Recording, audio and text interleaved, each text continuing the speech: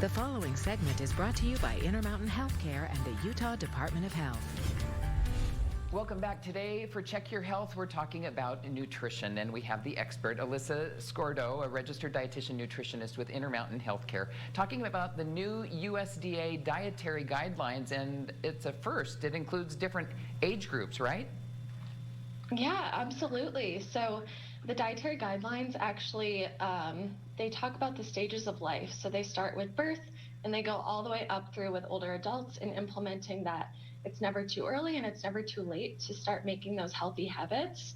So they focus on birth with kind of, emphasizing that infants should be exclusively fed human milk from the start, and if that's unavailable, then they can be fed an iron-fortified infant formula.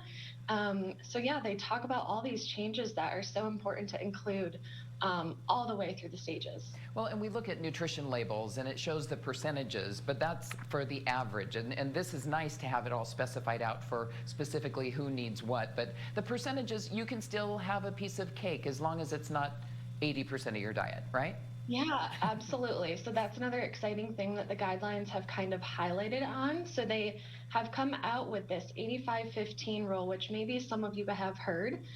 So as long as 85% of our calories are coming from these whole foods that are made up of all these nutrient-dense, awesome vitamins and minerals, we want to consistently be getting all of those great nutrients, but the guidelines do show that about 15% of your calories can come from that special treat. So that's where that piece of cake comes in, or that piece of chocolate, or something that we just can't live without. So we want to be consistent with those healthy nutrients, but there's actually more success when we leave those treats in the long run. And that's kind of what we're looking at, as we want these habits to be sustained. Right. So keeping that treat in will actually give you more success in the long run. That makes sense, and that 15% includes sugars, added sugars, and fats as well. Alyssa, thanks so much for some great advice, and we actually have the whole list of recommendations, the new USDA guidelines, on our website. Go to KUTV.com and click on Check Your Health.